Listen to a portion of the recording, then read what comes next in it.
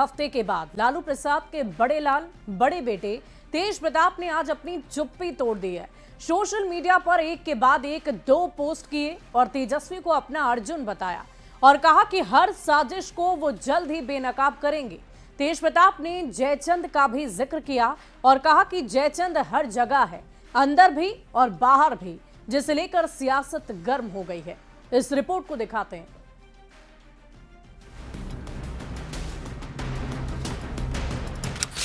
वो शनिवार का दिन था, 24 मई 2025, जिस दिन बिहार के पूर्व मुख्यमंत्री लालू प्रसाद और राबड़ी देवी के बड़े बेटे तेज प्रताप यादव के सोशल मीडिया अकाउंट से इस तस्वीर को साझा किया गया।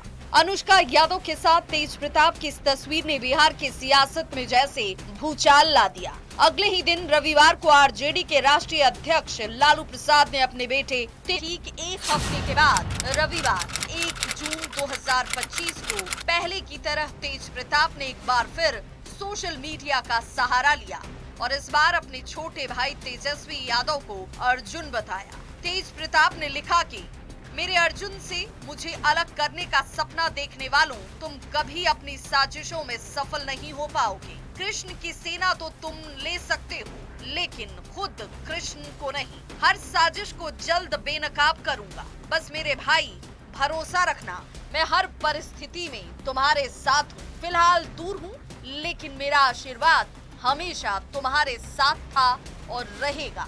मेरे भाई मम्मी पापा का ख्याल रखना। जयचंद हर जगह है, अंदर भी और बाहर भी। तेज प्रताप यादव जयचंद का नाम लेकर गद्दारी और धोखेबाजी की ओर इशारा कर रहे हैं। ऐसे में ये सवाल उठ रहा है कि लालू परिवार और पार्टी के भीतर या बाहर जयचंद कौन है, जिसे लेकर खूब सियासत भी हो रही है।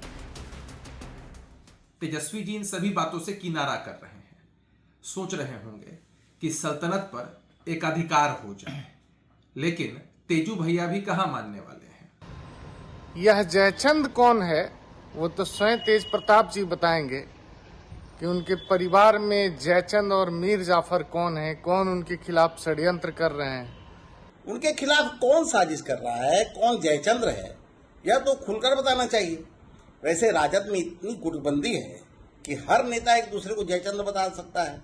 तेज प्रताप और अनुष्का यादव के प्रकरण को लेकर सियासी गलियारे में खलबली मची हुई है। रविवार को तेजस्वी पर लिखने से पहले तेज प्रताप ने लालू और राबड़ी को लेकर भी एक भावुक पोस्ट किया और लिखा, मेरे प्यारे मम्मी पापा, मेरी सारी दुनिया बस आप दोनों में ही समाई है। भगवान से बढ़कर आप और आपका दिया कोई भी आदेश है। आप हैं तो सब कुछ है मेरे पास। मुझे सिर्फ आपका विश्वास और प्यार चाहिए, ना कि कुछ और। पापा, आप नहीं होते तो ना ये पार्टी होती और ना मेरे साथ राजनीति करने वाले कुछ जयचंद जैसे लालची लोग। बस मम्मी पापा, आप दोनों स्वस्थ और खुश रहें हमेशा। अपने दोनों ही पोस्ट में तेज प्रताप यादव ने जयचंद का जिक्र किया, जो अभी भी राजनीतिक रहस्य ही बना हुआ है। देखना होगा कि सियासी पहेली को तेज प्रताप कब तक सुलझाते हैं और जयचंद का असली नाम दुनिया को बताते हैं। पटना संवाददाता विनीता मिश्रा और संजय कुमार के साथ ब्यूरो रिपोर्ट, न्यूज़ 18। वहीं साहेबपुर कमाल थाना इलाके में हिंदुस्तानी आवाम मोर्चा के नेता की हत्या और लगातार घट रही आपराधिक घटना से केंद्रीय मंत्री और बेगूसराय से सांसद गिरिराज सिंह खास तौर पर नाराज हैं। उन्होंने पुलिस की कार्यशैली पर नाराजगी जाहिर की और साथ ही साहेबपुर कमाल के थाना प्रभारी को जमकर फटकार भी लगाई है। देखिए ये रिपोर्ट। एक महीना में 2 घटना घटी है, उन्हें मुख्यमंत्री को बदनामे करके छोड़ दिया। बेगूसराय पुलिस की कार्यशैली को लेकर केंद्रीय मंत्री और स्थानीय सांसद गिरिराज सिंह खासे नाराज हैं।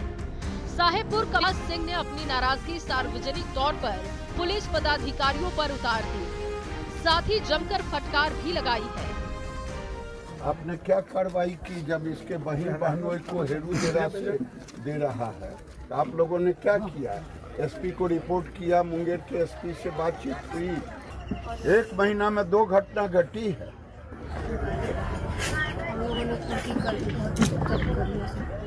उन्हें मुख्यमंत्री को बदनामे करके छोड़ देगा। दरअसल गिरिराज सिंह दिवंगत हम नेता राकेश कुमार के परिजनों से मिलने उनके घर पहुंचे थे। पूरी घटना की जानकारी लेने के बाद घटना पर उन्होंने दुख जताते हुए पुलिस की कार्यशैली पर गुस्सा जाहिर की।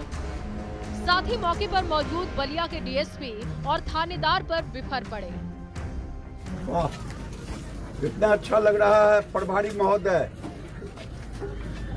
सुनने में कितना अच्छा लग रहा है। ऐसे मुंह ढक के एकदम हम यहाँ बैठे हुए हैं, रुक करके बढ़ जाना चाहिए ऐसे प्रभारी को।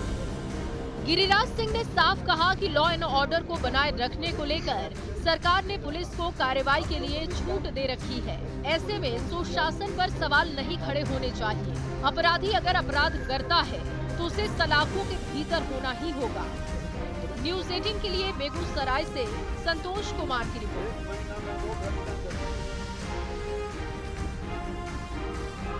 और देखिए, पुलिस की कार्यशैली से नाराज केंद्रीय मंत्री गिरिराज सिंह के इस बयान पर राजनीतिक बयानबाजी भी काफी तेज हो गई है।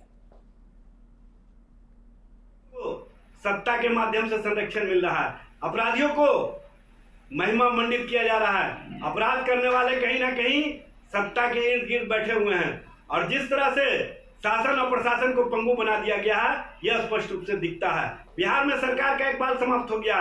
बिहार में शासन और प्रशासन को पंगु बनाने में सत्ता में बैठे हुए नेता पदाधिकारी की भूमिका है। बिहार में कांग्रेस पार्टी लगातार क्राइम के ऊपर सवाल उठा रही है और बिहार में स्थापित नीतीश कुमार जी और भारतीय जनता पार्टी के गुंडा राज के बारे में बता रही है। लेकिन गिरिराज सिंह जी की निद्रा अब खुली है क्या? बिहार के लिए अब दर्द आ रहा है क्या उनको समझ में? ये समझना होगा कि क्राइम पर नो टॉलरेंस होना चाहिए, लेकिन भारतीय जनता पार्टी के लोग मौन साध लेते हैं और अब जब भयावह स्थिति हो गई है तो अब नीतीश कुमार जी के ऊपर वो ही ठिकरा फोड़ रहे हैं। और बेगूसराय के सांसद और केंद्रीय मंत्री गिरिराज सिंह ने एक बार फिर कांग्रेस अध्यक्ष मल्लिकार्जुन खड़गे पर जमकर हमला बोलते हुए कहा कि दुर्भाग्य है कि कांग्रेस ऑपरेशन सिंदूर के सबूत को मांग रहा है। अगर इनको अभी भी ऑपरेशन सिंदूर पर सबूत चाहिए तो ये पाकिस्तान से जाकर इस सबूत को मांग ले। उन्होंने कहा कि अभी पाकिस्तान सबूत नहीं दे रहा है और अब दुर्भाग्य है कि कांग्रेस पार्टी का सब दिन सेना के शौर्य पर सबूत मांगने का काम किया है। ऑपरेशन सिंदूर को दुनिया ने देखा है और आज कांग्रेस सबूत की मांग कर रहा है। यही तो दुर्भाग्यपूर्ण है। खड़गे पाकिस्तान की भाषा बोल रहे हैं। अभी भी ऑपरेशन सिंदूर पर सबूत चाहिए तो ये पाकिस्तान से जाके सबूत मांगे। पाकिस्तान सबूत नहीं देने का काम किया है। ऑपरेशन सिंदूर को दुनिया ने सराहने का काम किया। टारगेटेड अटैक, एक वैसे हमने वहां के पाकिस्तान के जनमानस पर नहीं किया, आतंकियों पर किया। दुनिया इसकी सराहना कर रही है। पाकिस्तान के पास कोई सबूत नहीं मिल रहा है और पाकिस्तान की भाषा खड़गे बोल रहे हैं। बढ़ते अगली खबर की ओर। दरभंगा में भगवती मंदिर में तोड़फोड़ हुई है और रात में मंदिर के गर्भगृह में घुसकर पिंड को तोड़ दिया गया। आरोपी की पहचान भी हो गई है। देखिए ये रिपोर्ट। तस्वीर दरभंगा के लहरियासराय थाना के मदारपुर चौक के भगवती मंदिर की है, जहां मंदिर के गर्भगृह में पिंड को तोड़े जाने पर लोगों में गुस्सा है। मंदिर के गर्भगृह में स्थापित मिट्टी से बने 7 भगवती पिंडों को तोड़कर तहस नहस किए जाने को लेकर स्थानीय लोगों में गुस्सा है। हालांकि आरोपी की पहचान हो गई है। पिंड को तोड़ने वाला नाबालिग है, साथ ही मानसिक रूप से बीमार भी बताया जा रहा है। मेरा पुत्र है सर, वो छत पर से फंद गया, वो भागा उधर से। क्या कब से बीमार है और क्या कब से? 3 साल से दवाई चल रही है। क्या बीमारी है? मानसिक रोग से ग्रसित है। अंजाम उसी लड़के ने दिया तो उसके पेरेंट्स बता रहे हैं वो यहाँ से दौड़ता हुआ गया, मंदिर में प्रवेश किया। प्रवेश कर उनके सामने ये घटना हुई। पेरेंट्स उसे रोकते रहे हैं, रोकने में असमर्थ रहे, फिर घींच घाच कर पकड़ कर बाहर लाए हैं।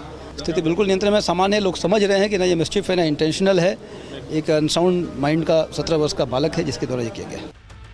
आरोपी की पहचान होने पर उसे मानसिक रूप से बीमार बताए जाने पर माहौल शांत है। पुलिस ने लोगों से किसी भी प्रकार की अफवाहों पर ध्यान नहीं देने की अपील की है। सोशल मीडिया पूर्णतः विराम लगाया जाना चाहिए। आप लोगों के माध्यम से ये अपील रहेगी, कोई भी ऐसा कुछ भी इसमें अभी तक स्पष्ट नहीं दिख रहा है। जो है सामने है उसके मेडिकल प्रेस्क्रिप्शंस हैं, पेरेंट्स का बयान है जो स्वयं वहाँ मौजूद थे और जो स्वयं उसे खींच कर बाहर लाए हैं, और इस बात की पुष्टि सीसीटीवी फुटेज से भी स्पष्ट हो रही है कि उसे खींच घाच कर बाहर लाता हुआ। मंदिर में तोड़फोड़ का ये पहला मामला नहीं है। इसके पहले विश्वविद्यालय थाना के आजमनगर में भी शैलेश भगवान की मूर्ति के साथ तोड़फोड़ की गई थी। उस दौरान भी आरोपी को मानसिक रूप से बीमार बताया गया था। ऐसे में सवाल ये है कि क्या पुलिस ऐसे मामलों में अपनी जिम्मेदारी से बचना चाहती है? पुलिस और स्थानीय लोगों को सतर्क रहने की जरूरत है कि जो सांप्रदायिक तनाव जो है जो बन जाता है, जिसको लेकर यहाँ भी कुछ देर के लिए सांप्रदायिक तनाव बन सा गया था, लेकिन स्थिति अभी सामान्य है। पुलिस यहाँ कैंप कर रही है। विपिन कुमार, न्यूज़ 18 दरभंगा। अगली खबर आपको